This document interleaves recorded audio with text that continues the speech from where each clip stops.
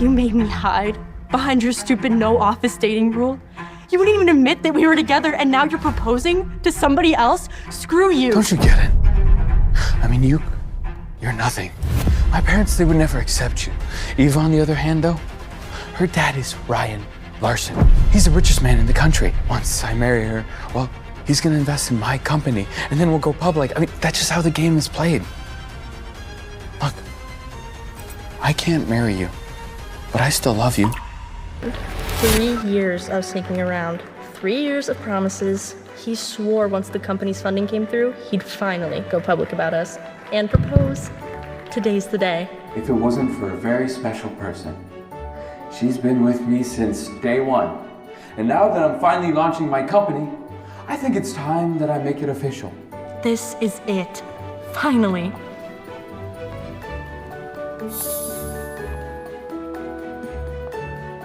Will you marry me? Eva Larsen. Yes! Oh my God,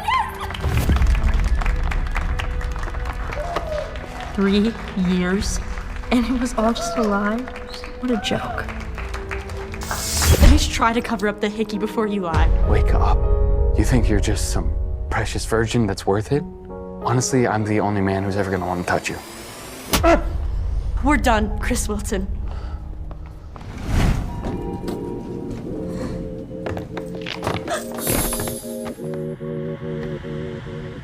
You're wet.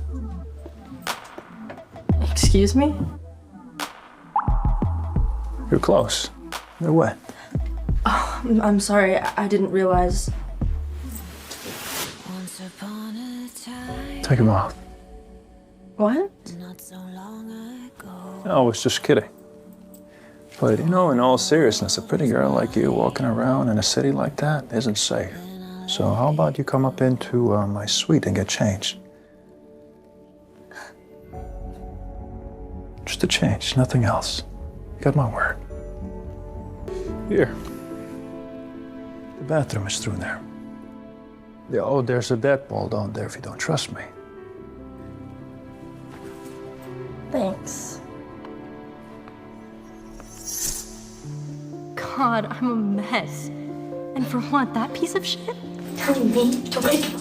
He's delusional if he thinks, I can't marry you, but you're the only person I love. Is gonna keep me hanging? I mean, he doesn't love that girl. He just loves her daddy's money. He's so obsessed, maybe he should just marry Ryan Larsen himself. Rough night. Don't waste your tears on some loser. He's not worth it. You know, cutting your losses early is something to be celebrated. Trust me, I'm an expert in investment and returns. Thanks. Just needed to let it out. You mentioned Ryan Larsen earlier. Do you know him? World famous billionaire? Sure. Heard of him. Just rumors though. What kind of rumors? That he's ruthless, vicious, not just in business, but with women too. Ruthless with women. Yeah, that he burns through them, doesn't sleep with the same one twice.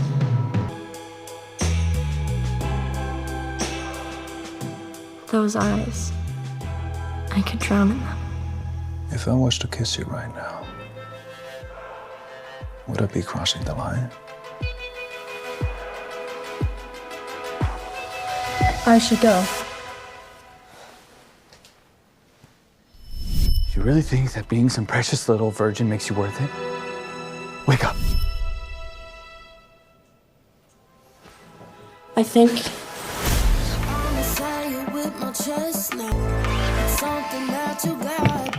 Are you sure about this? yeah, I'm sure.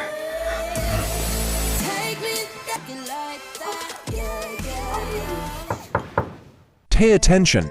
This woman once thought her life had hit rock bottom, but what she didn't know was that the real nightmare was just beginning. Her name is Elena Brooks, a 29-year-old single mother who works 3 jobs just to keep her son fed and the rent barely paid. On this rainy night, she rushes into the city's most luxurious hotel not as a guest, but as a temporary cleaning staff. As she pushes the cleaning cart into suite 2608, she suddenly freezes. The entire room looks like it was hit by a hurricane. Broken glass, blood on the carpet, and a phone still recording lying under the sofa. She bends down, picks it up, and the video plays automatically. A man is tied to a chair. He's bruised, desperate, begging for mercy. Behind him, a shadowy figure wearing gloves leans in and whispers, "You should have never taken what belongs to me." And then the screen cuts to black. Before Elena can even react, the door behind her slams shut. She spins around.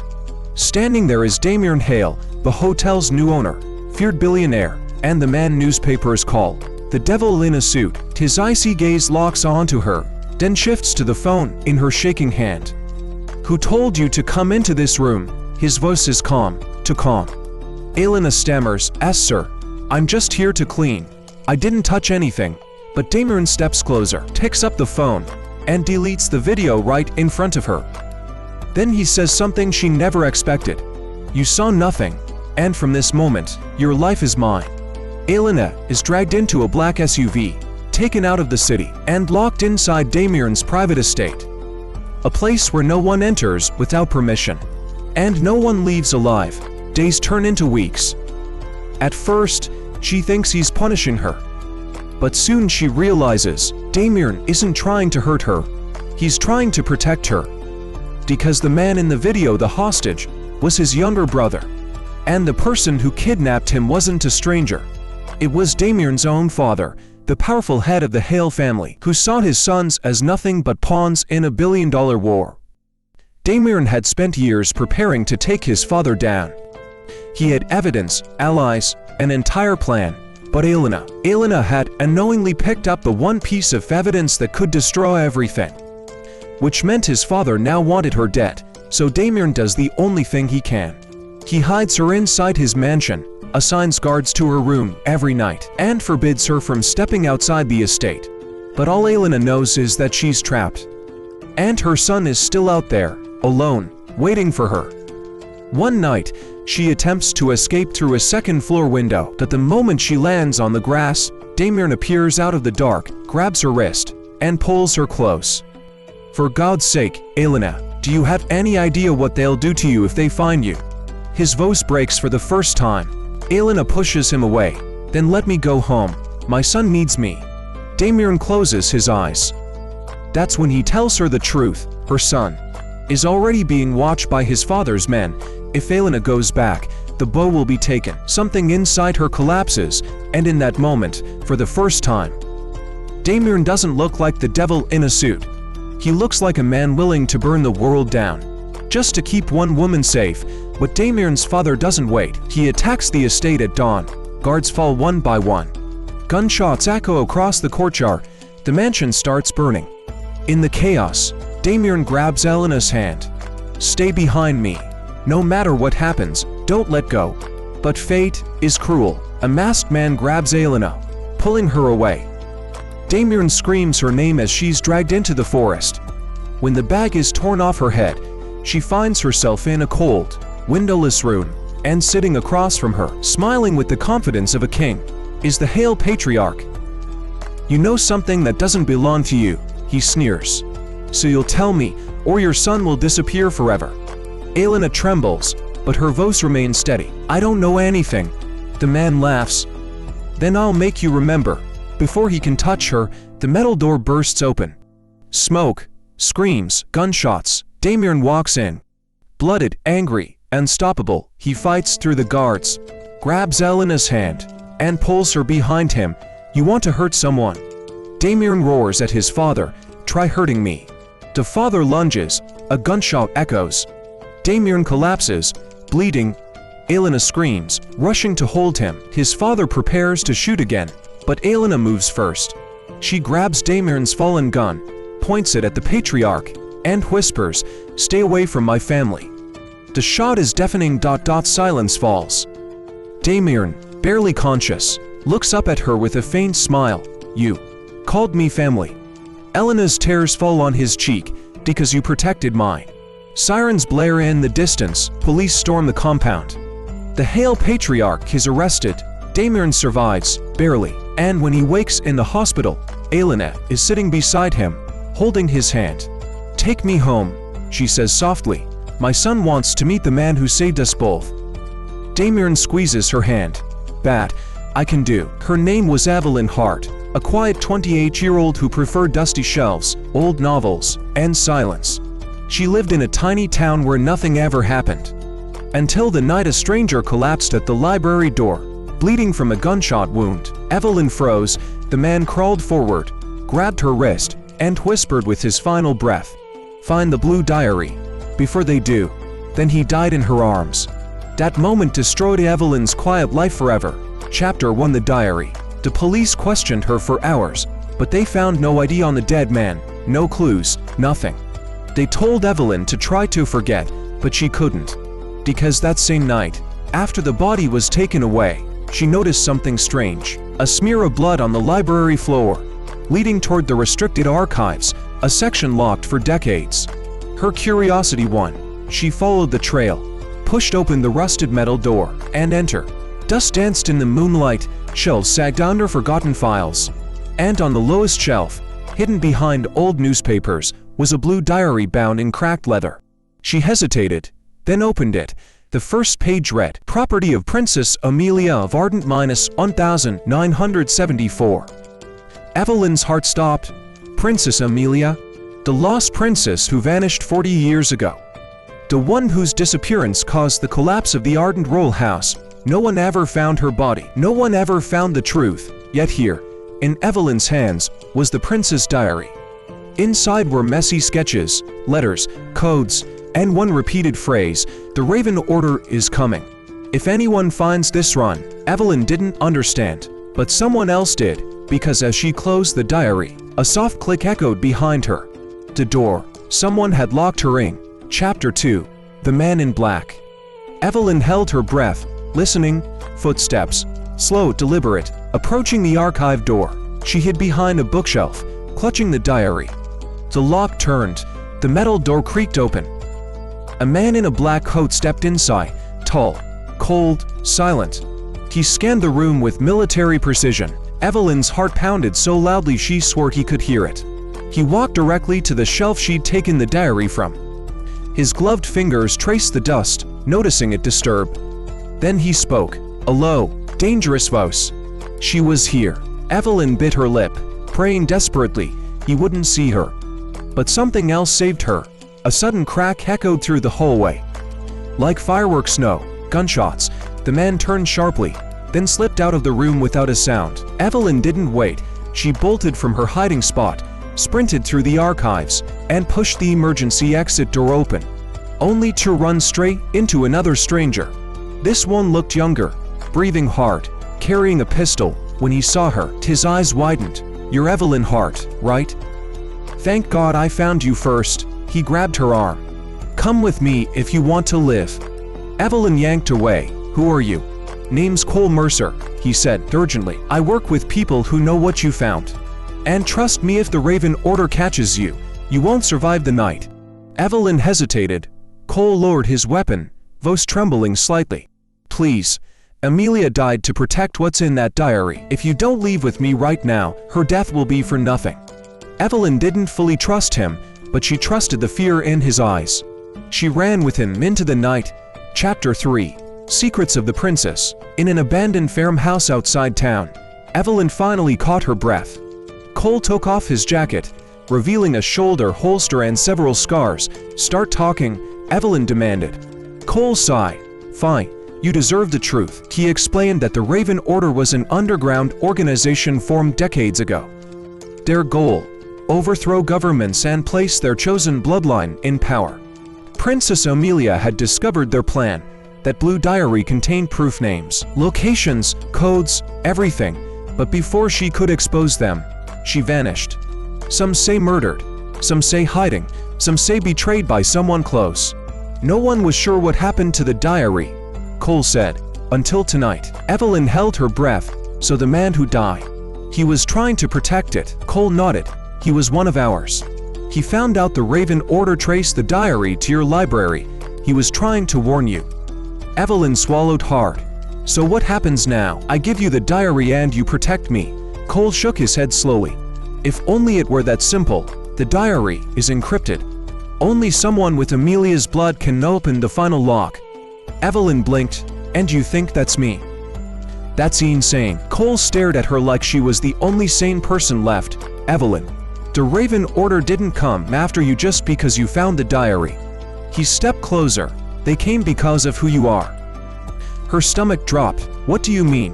Who I am? Cole took a deep breath. Evelyn, you're not just some librarian. You're Amelia's daughter. The room spun. No, that's impossible. My mother was adopted. Cole interrupted softly. Your adoptive parents never told you, but your real mother was Princess Amelia. She gave birth in hiding, then disappeared. Evelyn shook her head violently. You're lying. Cole reached into his pocket and slid a folded photograph across the table. A woman holding a newborn, smiling sadly at the camera. The woman in the photo had Evelyn's eyes. Her hands started to shake. That's not real. It is, Cole said. And the Raven Order wants you dead because with Amelia gone, you are the last living heir. Chapter 4. The Hunt.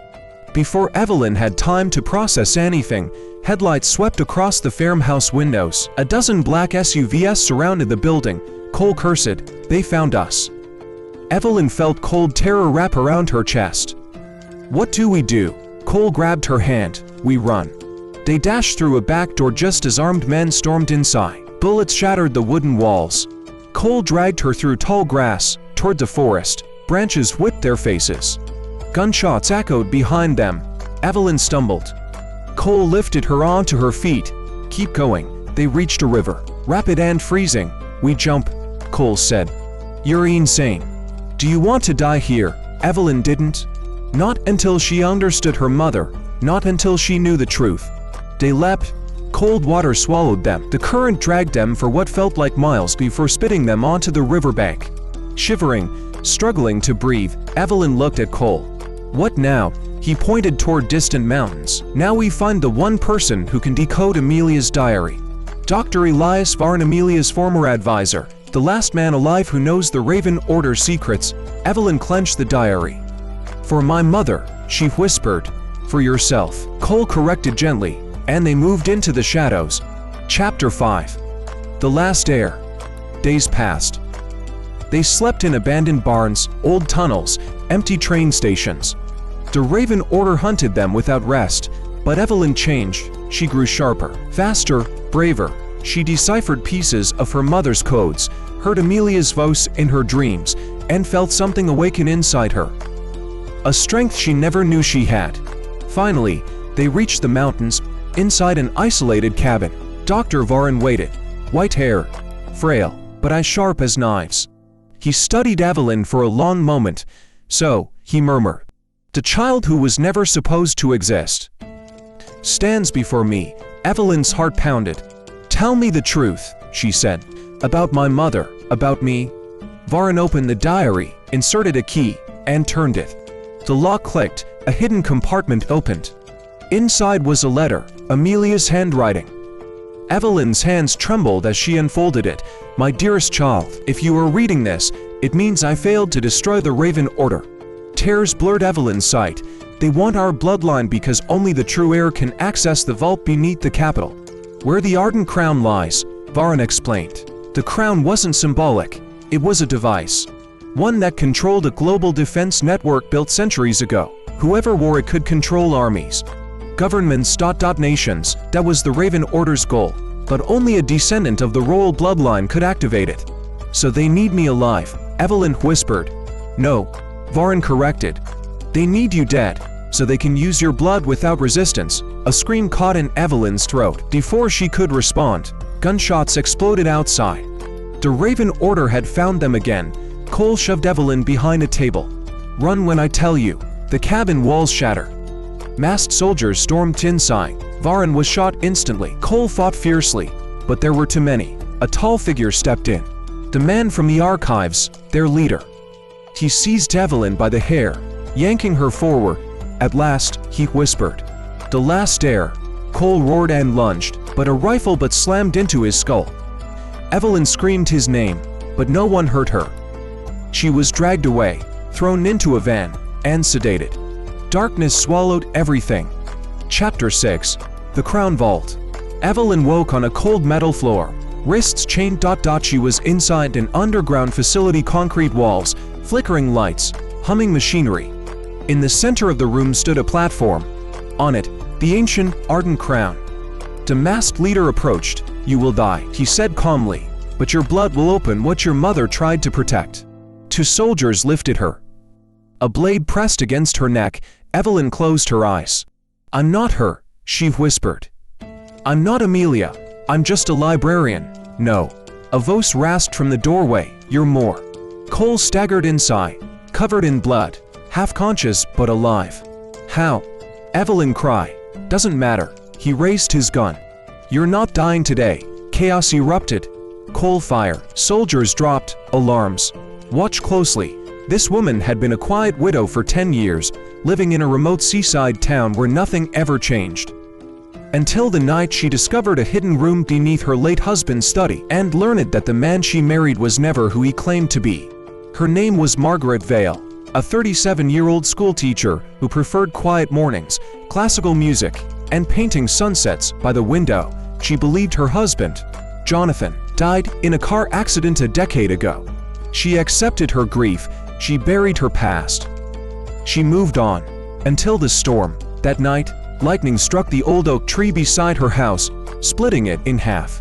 The trunk crashed into the study wall, breaking through the plaster and revealing something impossible. A steel door, sealed with a fingerprint scanner. Margaret froze. Jonathan never mentioned anything like this. Her hands trembled as she brushed away dust, revealing a faded inscription above the door. Redwood Division. Classified. Margaret blinked. Redwood Division? The covert intelligence unit that supposedly disbanded 30 years ago. It made no sense, but then her biggest shock came. Her fingerprint opened the door. Inside, she found a hidden bunker filled with old surveillance monitors, notebooks labeled in code, and a box containing her husband's fake passports. American, German, Russian, different names, different identities, and at the bottom of the box, a letter addressed to her. Margaret opened it with shaking hands. "If you are reading this, my love, it means they have found me, and I am running out of time." She collapsed into the chair. Jonathan, alive? No. The letter was dated 2 months ago. Her husband hadn't died 10 years ago. He disappeared, went into hiding, and now he was reaching out to her. The letter continued. "The Redwood Division never disbanded. It went underground. I escaped with something they will kill to retrieve. They will come after you. Forgive me for what you are about to learn." As Margaret tried to understand, the bunker lights flickered. A red warning light activated. A security alert. Someone was outside. Margaret rushed upstairs just as a black SUV stopped at the end of her driveway. 3 people stepped out, men in dark suits, moving with military precision. Margaret backed away from the window. They weren't neighbors. They weren't police. They were coming for her. A knock thundered through the house. "Mrs. Vale, we know you're home. Let us in." Margaret trembled. Then a voice whispered behind her. "Don't." She whipped around. A young man stood in her hallway, rain-soaked, wearing a tactical vest. "My name is Callum Ree," he said. "Your husband sent me." Margaret stared. "He's alive." She whispered. "Yes," Callum said. "And he needs your help, now." Action exploded around them. The men outside forced the door. Callum pulled Margaret into the secret room beneath the stairs. As gunshots shattered the front windows, Callum threw open a hatch in the floor. "Down," he ordered. Margaret descended into a narrow escape tunnel Jonathan had built years before. "Where are we going?" she cried. "To the coast," Callum said. "There's someone you need to meet." Hours later, they emerged at an abandoned lighthouse. Inside, an old man with weathered hands sat by a generator. When he saw Margaret, tears filled his eyes. "Margaret," he whispered, her breath caught. "Jonathan?" Her husband, older, gaunt, haunted, stepped into the lantern's glow. "I'm sorry," he said, "for everything." Margaret felt anger, confusion, grief, love, all crashing at once. "You die," she whispered. "No," he said softly. "I ran to protect you." Jonathan explained everything. Redwood Division wasn't a myth. It was a global shadow organization manipulating governments and corporations from behind the scenes. Jonathan had once worked for them.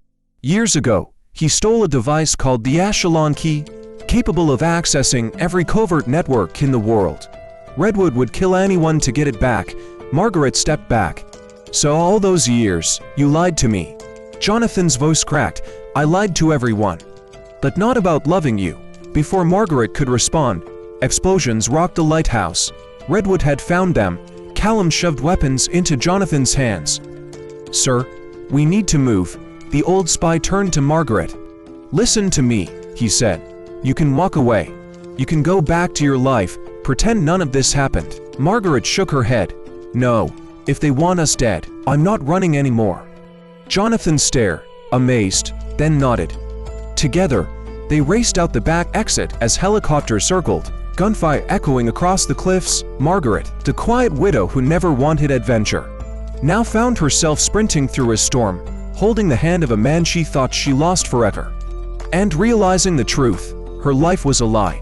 Her marriage was a cover, her husband was a ghost, and the world's most dangerous organization wouldn't stop hunting them until the Echelon Key was destroyed.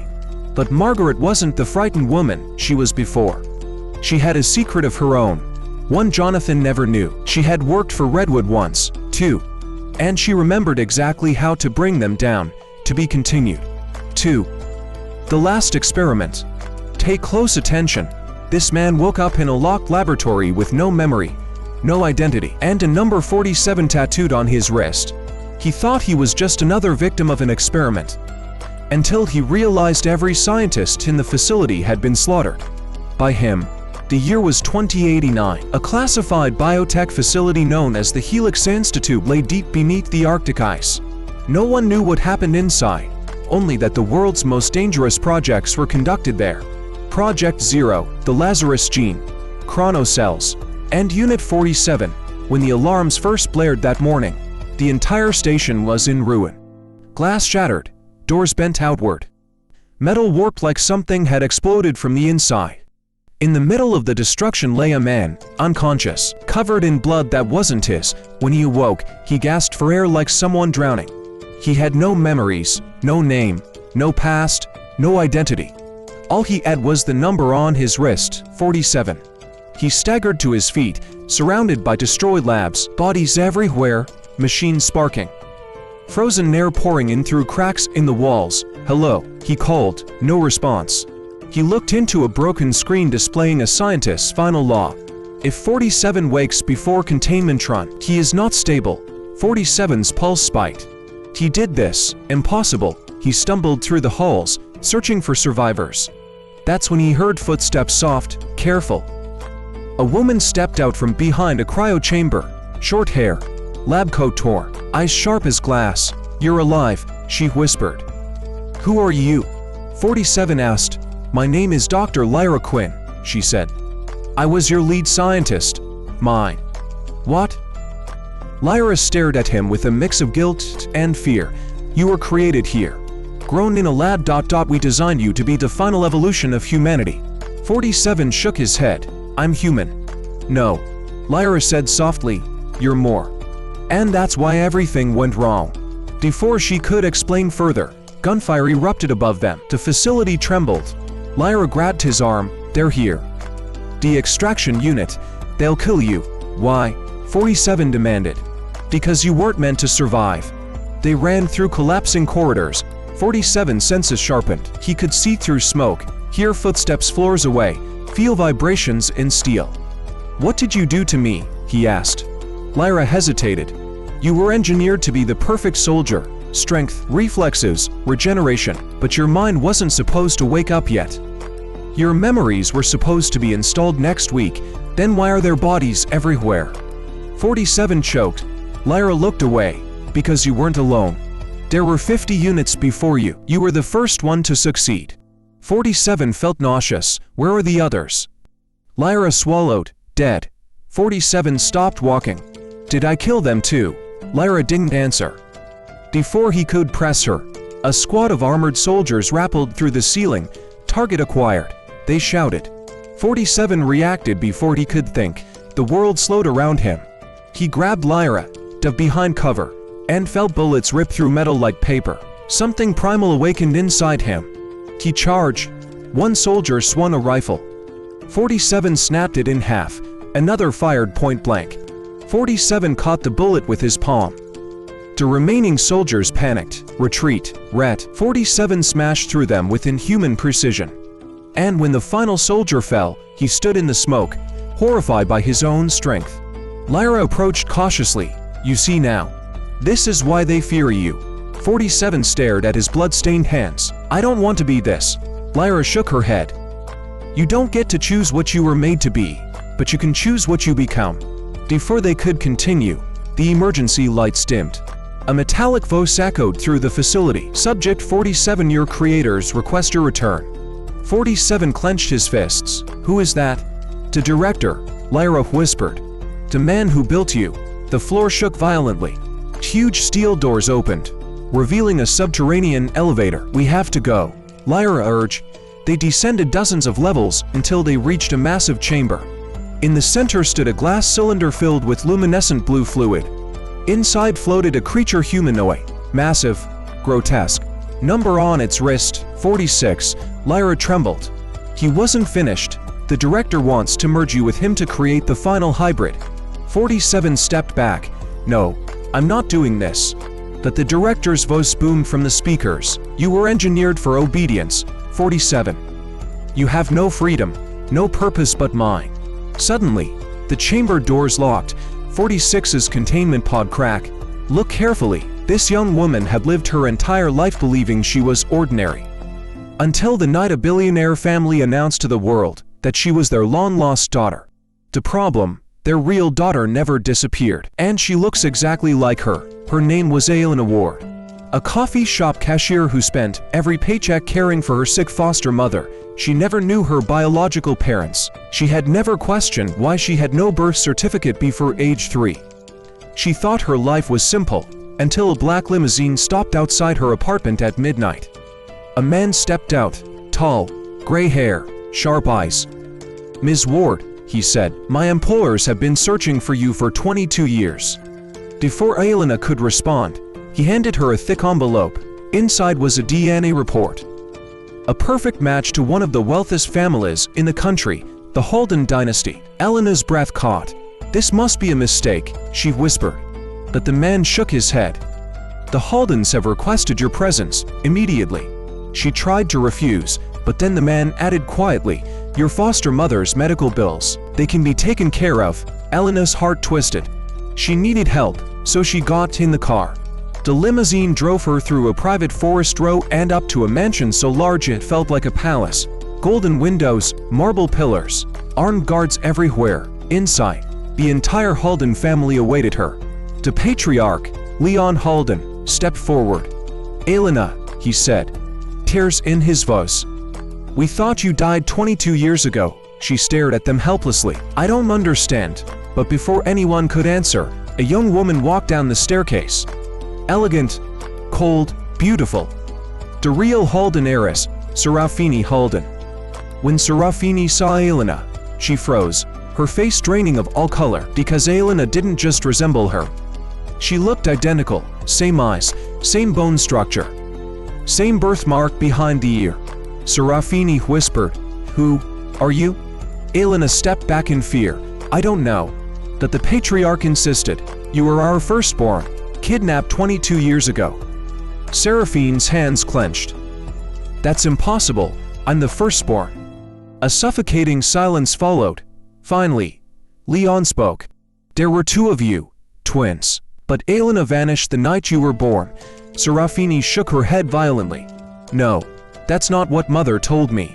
Their mother, a frail woman in a wheelchair, whispered. I only knew of one.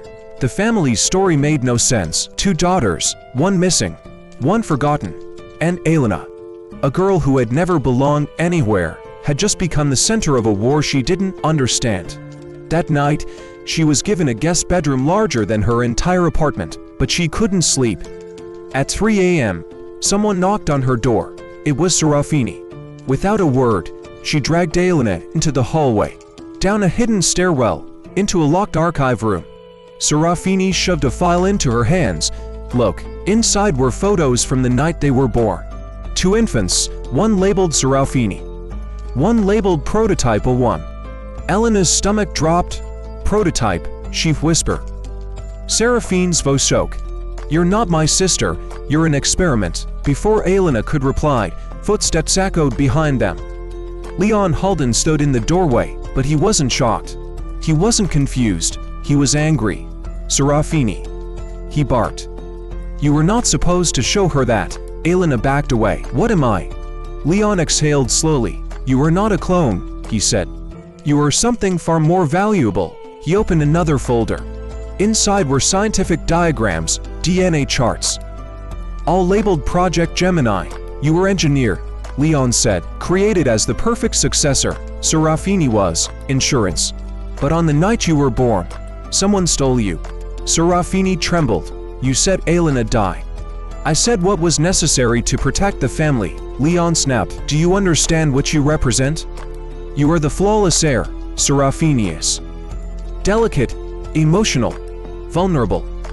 Serafini turned pale. So my entire life, I was the mistake. Leon didn't deny it. Serafini lunged at Elena in fury and heartbreak. But Elena jumped back. Stop, Elena cried. I didn't choose any of this, but the truth was out. Elena wasn't a lost daughter, she was the original. The engineered one. The masterpiece. Serafini was the copy. The lesser twin. From that moment, Seraphine's hatred grew like a poison. The staff whispered behind doors. The media erupted with headlines. The Halden shareholders demanded Elena be named the new heiress immediately. But Elena didn't want any of it. She wanted her old life, her small apartment, her foster mother, her freedom. She tried to leave the mansion the next morning, but the guards blocked her. Mr. Halden's orders, they said. No one enters or exits. Elena's world turned into a cage. Days passed. She was paraded in front of cameras, forced into designer dresses, introduced at elite galas as the miracle Halden twin.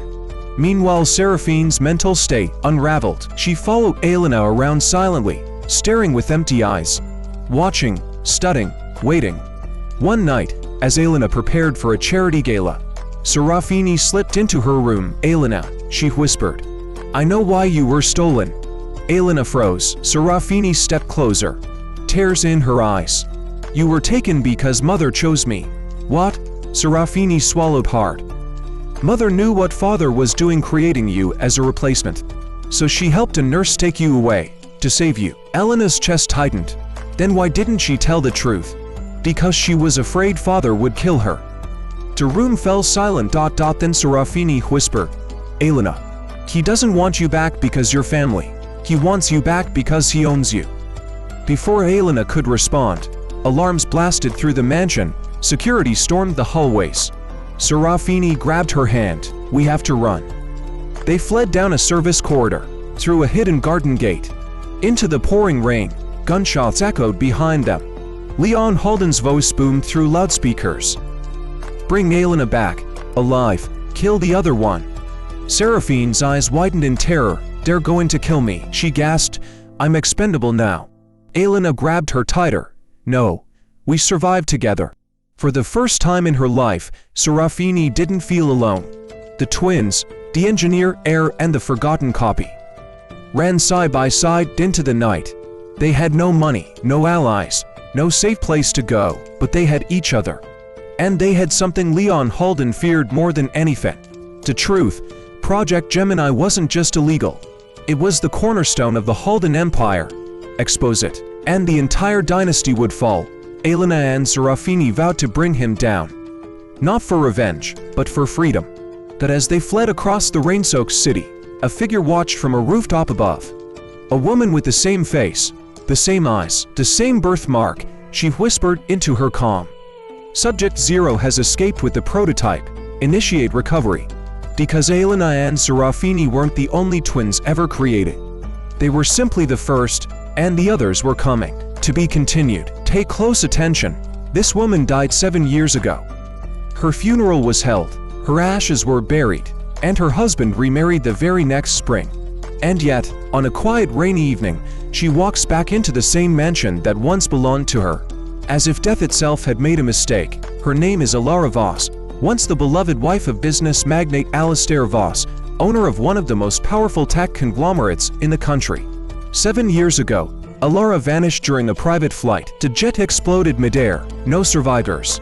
DNA confirmed, case closed, but the woman standing in the corridor now is undeniably her. Same face, same voice, same habit of brushing her hair behind her ear when she's nervous. But there is one difference: her eyes. They're colder, sharper, like someone who clawed her way back from hell. The servants freeze, half whisper prayers, half run away screaming. Only one person dares to step forward: Leora, the head maid who raised Alara like her own daughter. "Madam, is that truly you?" Alara doesn't answer. She simply walks past her, dripping rainwater across the marble floor, and heads straight to the grand dining hall, where her husband, Alistair, is hosting a charity banquet. A night of elegance, laughter, champagne. Until the doors swing open, gasps fill the room. Glasses shatter, someone screams. Alistair turns, sees her, and the color drains from his face, because the woman he buried, the woman whose ashes he kissed goodbye, is standing right in front of him. "Alara," his voice cracks. "Is it really you?" Alara smiles faintly. "I thought you'd be happier to see your wife alive." But deep inside, she knows something. The man staring at her is not happy. He is terrified, because Alistair knows the truth. Alara didn't die by accident. She was murdered. And he was the one who signed the death certificate. The story before death. 7 years ago, Alara discovered something she never should have seen. A hidden project inside VOSS Industries. A black-budget operation that experimented with neural mapping, human consciousness backup, and weaponizing memory. The executives needed silence. Alistair provided it. He arranged the accident. A bomb planted inside Alara's jet, clean, final, untraceable. But the plan went wrong, because Alara didn't die. She woke up inside a remote underground facility, hooked to machines, trapped in a metal chamber, being tested like a lab rat. They wiped her memories, rewrote them, erased her identity piece by piece. Injected 4 in ones, except for one thing: her will to live. And one night, during a massive blackout, Alara escaped the facility, barefoot, bleeding, half mad, but alive. And she walked for 3 weeks through the mountains until a fisherman found her unconscious on the shore. Her mind was shattered, but fragments of the past remained. Faces without names, doors without rooms, screams without bodies, until it all clicked. Someone she trusted had betrayed her, someone she loved. And so she returned, back to the present. The banquet dissolves into chaos. Guests flee. Camera flashes explode like fireworks. The world's media swarms the mansion gates. Alistair demands a private conversation with Alara. He leads her into his study, a room lined with security locks, biometric scanners, and bulletproof glass. He closes the door. "Alara, how did you survive?" But she doesn't answer. Instead, she studies him carefully, every tremble, every lie hiding under his calm facade. "I came back," she finally says, "because someone needs to pay for what happened." Alistair tries to touch her. She steps back. He forces a smile. "Darling, you don't understand. I was devastated. She cuts him off. "Don't. I remember the smell of the jet cabin before it exploded.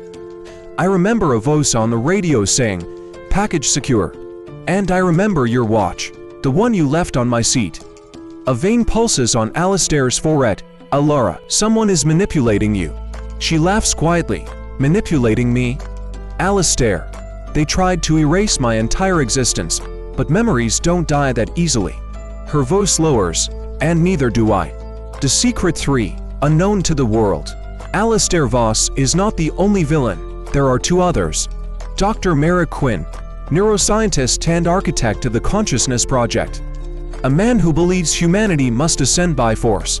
And Serafina Vale, Alistair's current wife, once Alara's best friend, now the woman occupying her place. They form a shadow circle known as the Trinity Protocol, dedicated to creating an immortal, programmable human mind.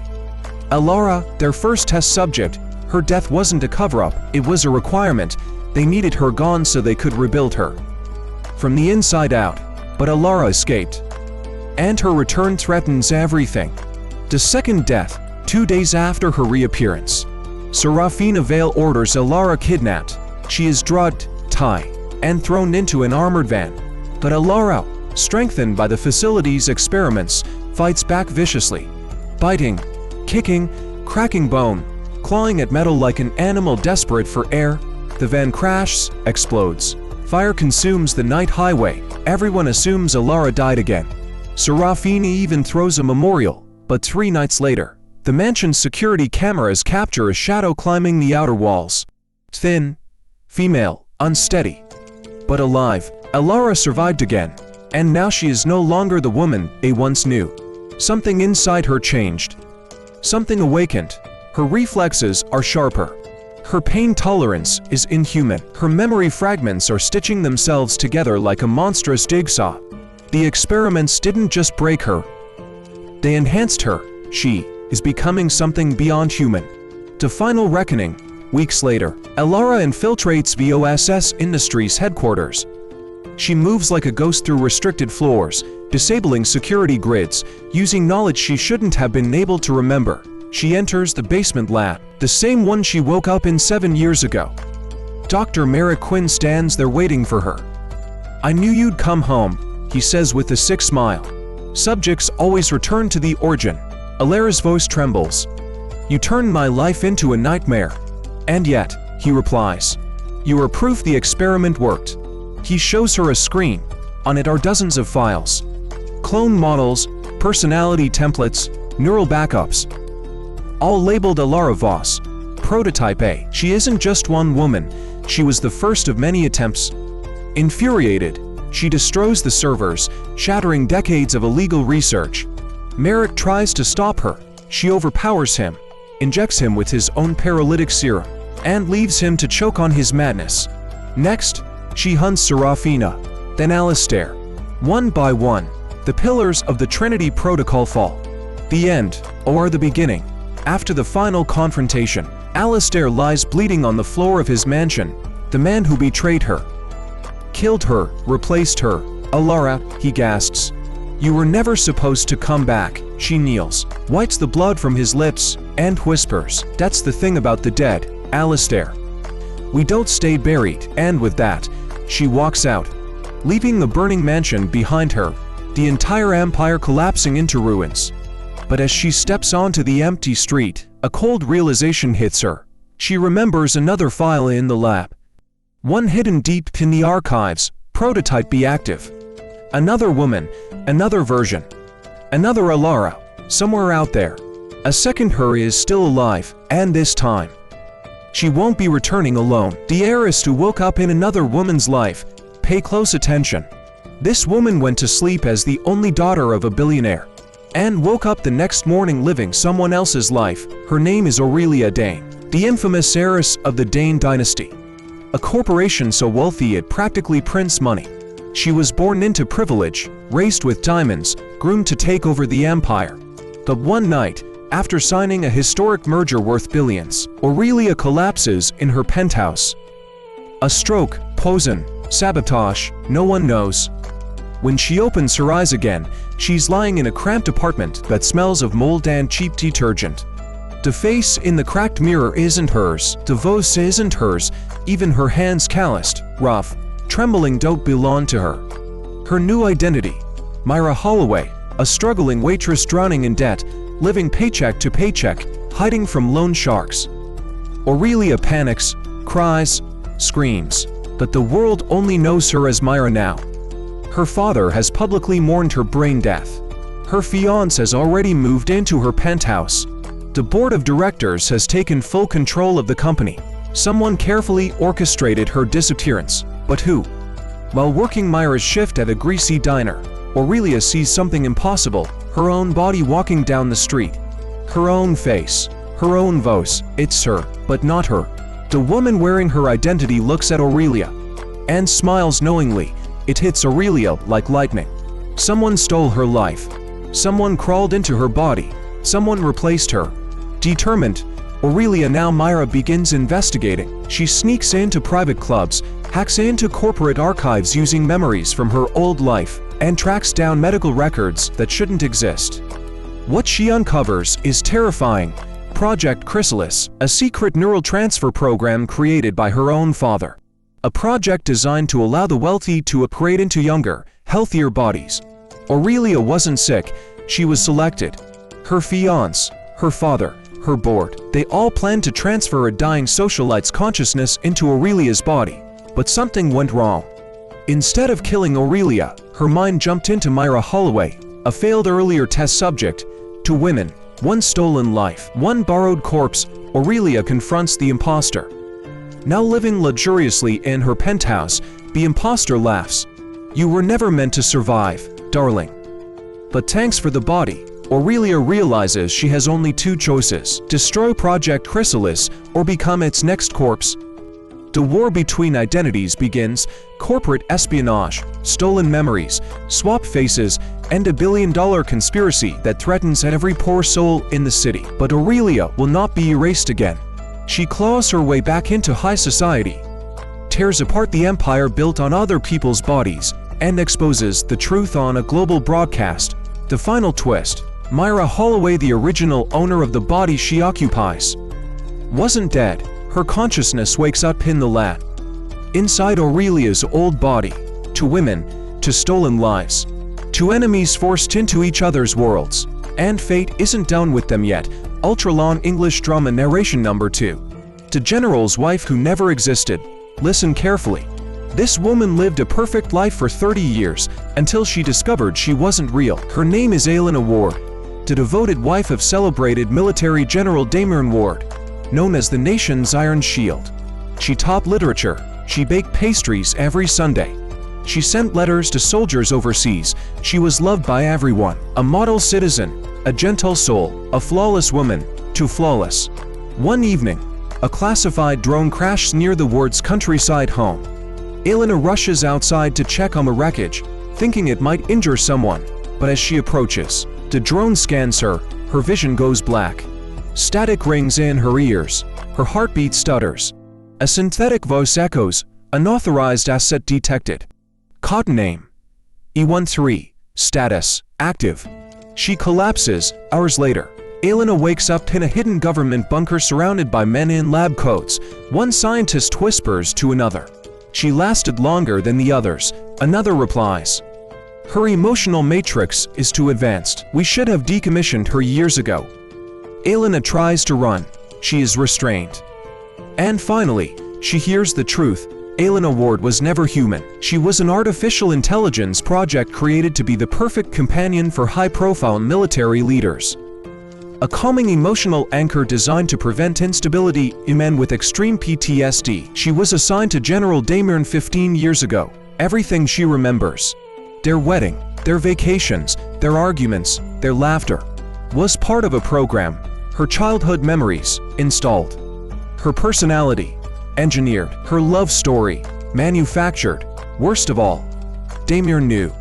Unable to handle Elena's breakdown, the government decides to reset her. Wipe all memories, emotions, and attachments. When Damian arrives, he's handed a folder. "Press here to factory reset your wife." He hesitates. For the first time in years, he looks truly human. Elena stares at him through tear-filled eyes. "Damian, please don't erase me." He breaks, because somewhere along the way, the perfect companion became a real person to him. He refuses the order. He fights his own government, kills soldiers to protect her, destroys the servers storing her design, runs with Elena across the country like fugitives. But the agency will not allow their most advanced emotional AI to go free. Elena's body begins to fail, her synthetic organs collapsing under stress. She begs Damian to let her go, but he clings to her as if she were flesh and blood. In her final moments, Elena looks at him and whispers, "I wasn't born, but you gave me a life. And that is enough." She shuts down in his arms, like a candle smothered by the wind. Damian goes mad with grief, and then, 1 month later, he receives a package with no return address. Inside, a hard drive labeled E13. A backup, a second chance, but the question is, Should he revive her, or let her rest? The story ends with Damon standing at his desk, shaking hands, hovering over the power button, and the screen cuts to black. Holding a newborn, smiling sadly at the camera. The woman in the photo had Evelyn's eyes. Her hands started to shake. "That's not real." "It is," Cole said. "And the Raven Order wants you dead because with Amelia gone, you are the last living heir." Chapter 4. The Hunt. Before Evelyn had time to process anything, headlights swept across the farmhouse windows. A dozen black SUVs surrounded the building. Cole cursed, "They found us." Evelyn felt cold terror wrap around her chest. "What do we do?" Cole grabbed her hand. "We run." They dashed through a back door just as armed men stormed inside. Bullets shattered the wooden walls. Cole dragged her through tall grass, toward the forest. Branches whipped their faces. Gunshots echoed behind them. Evelyn stumbled. Cole lifted her onto her feet. "Keep going." They reached a river. "Rapid and freezing." "We jump," Cole said. "You're insane. Do you want to die here?" Evelyn didn't. Not until she understood her mother. Not until she knew the truth. They leapt. Cold water swallowed them. The current dragged them for what felt like miles before spitting them onto the riverbank. Shivering, struggling to breathe, Evelyn looked at Cole. "What now?" He pointed toward distant mountains. "Now we find the one person who can decode Amelia's diary. Dr. Elias Varn, Amelia's former advisor, the last man alive who knows the Raven Order secrets." Evelyn clenched the diary. "For my mother," she whispered. "For yourself," Cole corrected gently, and they moved into the shadows. Chapter 5. The Last Heir. Days passed. They slept in abandoned barns, old tunnels, empty train stations. The Raven Order hunted them without rest, but Evelyn changed. She grew sharper, faster, braver. She deciphered pieces of her mother's codes, heard Amelia's voice in her dreams, and felt something awaken inside her. A strength she never knew she had. Finally, they reached the mountains, inside an isolated cabin. Dr. Varn waited, white hair, frail, but as sharp as knives. He studied Evelyn for a long moment.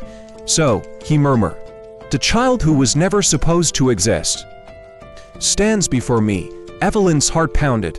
"Tell me the truth," she said. "About my mother, about me." Varn opened the diary, inserted a key, and turned it. The lock clicked, a hidden compartment opened. Inside was a letter, Amelia's handwriting. Evelyn's hands trembled as she unfolded it. "My dearest child, if you are reading this, it means I failed to destroy the Raven Order." Tears blurred Evelyn's sight. "They want our bloodline because only the true heir can access the vault beneath the capital, where the Ardent Crown lies," Varn explained. The crown wasn't symbolic. It was a device. One that controlled a global defense network built centuries ago. Whoever wore it could control armies, governments, nations. That was the Raven Order's goal, but only a descendant of the royal bloodline could activate it. "So they need me alive," Evelyn whispered. "No," Varn corrected. "They need you dead, so they can use your blood without resistance." A scream caught in Evelyn's throat. Before she could respond, gunshots exploded outside. The Raven Order had found them again. Cole shoved Evelyn behind a table. "Run when I tell you." The cabin walls shattered. Masked soldiers stormed inside. Varn was shot instantly. Cole fought fiercely, but there were too many. A tall figure stepped in. The man from the archives, their leader. He seized Evelyn by the hair, yanking her forward. At last, he whispered, "The last heir." Cole roared and lunged, but a rifle butt slammed into his skull. Evelyn screamed his name, but no one heard her. She was dragged away, thrown into a van, and sedated. Darkness swallowed everything. Chapter 6. The Crown Vault. Evelyn woke on a cold metal floor, wrists chained. She was inside an underground facility, concrete walls, flickering lights, humming machinery. In the center of the room stood a platform. On it, the ancient, ardent crown. The masked leader approached. "You will die," he said calmly, "but your blood will open what your mother tried to protect." Two soldiers lifted her. A blade pressed against her neck. Evelyn closed her eyes. "I'm not her," she whispered. "I'm not Amelia. I'm just a librarian." "No." A voice rasped from the doorway. "You're more." Cole staggered inside, covered in blood, half conscious but alive. "How?" Evelyn cried. Doesn't matter. He raised his gun. You're not dying today. Chaos erupted. Coal fire. Soldiers dropped. Alarms. Take close attention. This woman died 7 years ago. Her funeral was held. Her ashes were buried. And her husband remarried the very next spring. And yet, on a quiet rainy evening, she walks back into the same mansion that once belonged to her. As if death itself had made a mistake. Her name is Alara Voss, once the beloved wife of business magnate Alistair Voss, owner of one of the most powerful tech conglomerates in the country. 7 years ago, Alara vanished during a private flight. The jet exploded midair, no survivors. DNA confirmed, case closed, but the woman standing in the corridor now is undeniably her. Same face, same voice, same habit of brushing her hair behind her ear when she's nervous. But there is one difference, her eyes. They're colder, sharper, like someone who clawed her way back from hell. The servants freeze, half whisper prayers, half run away screaming. Only one person dares to step forward, Leora, the head maid who raised Alara like her own daughter. Madam, is that truly you? Alara doesn't answer. She simply walks past her, dripping rainwater across the marble floor, and heads straight to the grand dining hall, where her husband, Alistair, is hosting a charity banquet. A night of elegance, laughter, champagne. Until the doors swing open, gasps fill the room.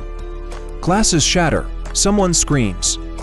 Alistair turns, sees her, and the color drains from his face. Because the woman he buried, the woman whose ashes he kissed goodbye, is standing right in front of him. Alara, his voice cracks. Is it really you? Alara smiles faintly. I thought you'd be happier to see your wife alive. But deep inside, she knows something. The man staring at her is not happy. He is terrified, because Alistair knows the truth. Alara didn't die by accident. She was murdered. And he was the one who signed the death certificate, the story before death. 7 years ago, Alara discovered something she never should have seen. A hidden project inside VOSS Industries. A black-budget operation that experimented with neural mapping, human consciousness backup, and weaponizing memory. The executives needed silence. Alistair provided it. He arranged the accident. A bomb planted inside Alara's jet, clean, final, untraceable. But the plan went wrong, because Alara didn't die. She woke up inside a remote underground facility, hooked to machines, trapped in a metal chamber, being tested like a lab rat. They wiped her memories, rewrote them, erased her identity piece by piece. Injected foreign ones, except for one thing, her will to live. And one night, during a massive blackout, Alara escaped the facility. Barefoot, bleeding, half mad, but alive. And she walked for 3 weeks through the mountains until a fisherman found her unconscious on the shore. Her mind was shattered, but fragments of the past remained. Faces without names, doors without rooms, screams without bodies, until it all clicked.